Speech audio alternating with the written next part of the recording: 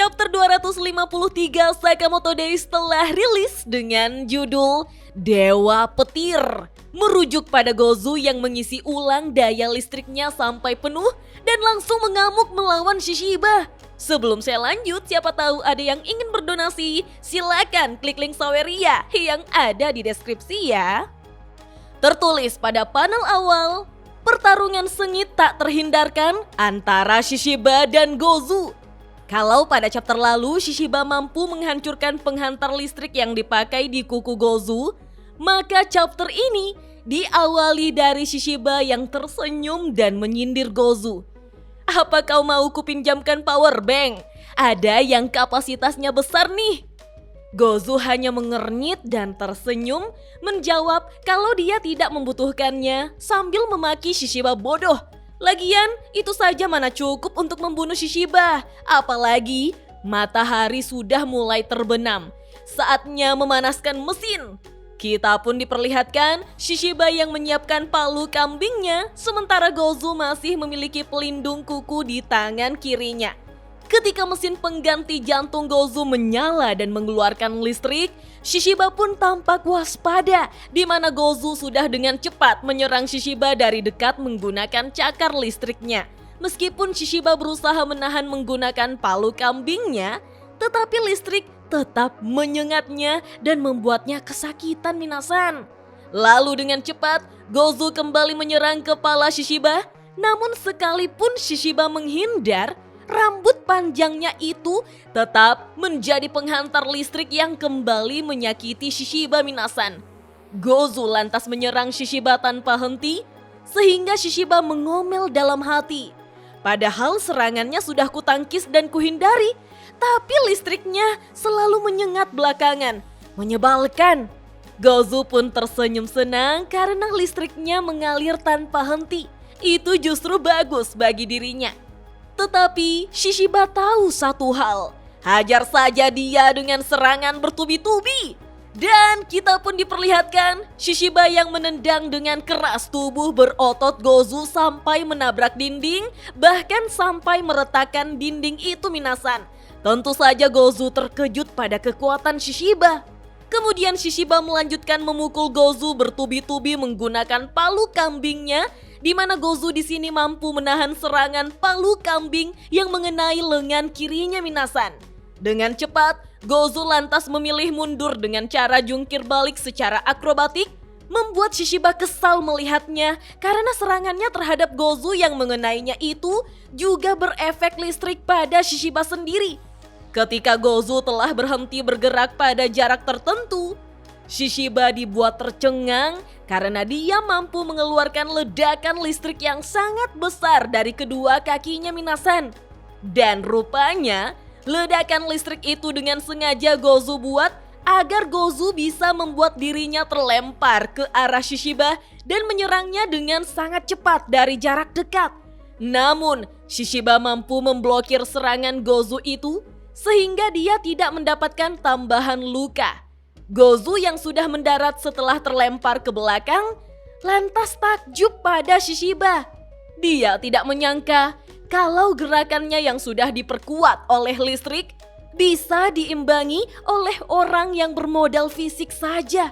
Menurut Gozu, rasanya seperti bertarung melawan Gaku.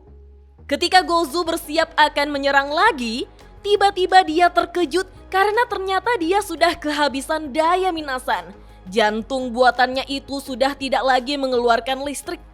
Gozu menjadi waspada karena ternyata dia menghabiskan lebih banyak daya dari perkiraannya. Gozu pun mengingat sindiran Shishiba beberapa saat yang lalu, mengatakan, "Sepertinya listrikmu tak cuma-cuma ya." Gozu mengakui kalau dia bodoh sekali, telah termakan ritme yang diciptakan oleh Shishiba secara mentah-mentah. Melihat Gozu yang telah kehabisan daya, Shishiba segera memanfaatkan momen untuk langsung menyerang Gozu dari dekat menggunakan palu kambingnya. Tetapi Gozu berusaha menghadang palu kambing yang datang padanya menggunakan tangan kanannya yang telah kehilangan kuku penghantar listrik minasan. Wah, di sini Gozu sama sekali tidak berdarah atau tangannya patah, tetapi dia sampai terlempar sangat jauh, bahkan menabrak mobil yang melintas. Gozu yang tubuhnya kini terseret sangat jauh, lantas memuntahkan darah. Hal itu membuat orang-orang yang berkerumun melihatnya dengan terkejut. Hah? Ada orang yang tumbang? Hei, apa kau baik-baik saja? Nah, lucunya, bisa-bisanya ada NPC yang ngide untuk memasangkan Gozu AED atau Automated External Defibrillator yang merupakan alat medis untuk menganalisis dan memberikan kejutan listrik secara otomatis kepada seseorang yang mengalami henti jantung. Waduh, random banget di jalanan orang bawa begituan ya. Mana kelihatannya dia cuma warga biasa dan bukan seorang tenaga medis.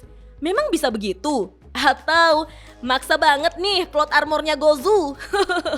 Tapi ternyata AED ini memang bisa kok dibawa kemana-mana karena dirancang portable, ringan, dan mudah digunakan oleh awam untuk keadaan darurat. Jadi ya, masuk-masuk akal aja kok minasan. Meskipun sebaiknya sebelum menentukan seseorang henti jantung, dia kan harusnya diperiksa dengan benar dulu. Sedangkan yang terjadi ini, Gozu tanpa diperiksa sudah langsung pakai AED saja. Terus dapat info henti jantung dari mana dong? Seseorang lalu mengingatkan agar dia melepaskan dulu kalung yang dipakai Gozu. Tapi di sini kalungnya masih dipakai dan alat AED mulai dipasangkan di dada Gozu. Dan kita pun diperlihatkan bagaimana Gozu menyerap daya listrik yang dialiri oleh AED ini minasan. Di jalanan loh dipakainya. Mata Gozu pun terbuka lebar ketika dayanya sudah terisi 15%. Orang-orang pun terkejut karena Gozu sudah bangun. Gozu lalu melepas alat AED sambil mengatakan, "Ini pertama kalinya aku bertemu lawan yang membuang dayaku sebanyak ini." Di saat yang sama, Gozu melihat Tower Sutet dan berpikir, apa boleh buat? Setelah sekian lama, saatnya isi ulang penuh. Di saat yang sama, Shishiba melompat ke atap mobil pengendara yang lewat dan bertanya-tanya, "Gozu mental kemana ya tadi?" Karena dia tiba-tiba muncul dari jendela mobil mempertanyakan, "Kenapa berhenti? Cepat jalankan mobilnya." Pelan-pelan pengendara itu menjawab, tapi lampu lalu lintasnya." Ternyata lampu lalu lintasnya mati minasan. Para warga secara luas terkejut karena listrik di tempat mereka secara serentak padam. Shishiba yang telah turun dari mobil tersebut pun menyaksikan sendiri bagaimana listrik dari semua gedung-gedung pencakar langit di hadapannya telah mati total. Saat itulah Shishiba menjadi waspada, lalu melihat dengan jelas bagaimana Gozu sudah bergelimang listrik minasan. Inilah mode daya penuh dari Gozu yang menyeramkan. Gozu berjalan mendekati Shishiba, mengatakan, "Seranganmu tadi cukup berasa loh." Dengan secepat kilat, Shishiba sudah terangkat ke udara karena ditendang oleh Gozu.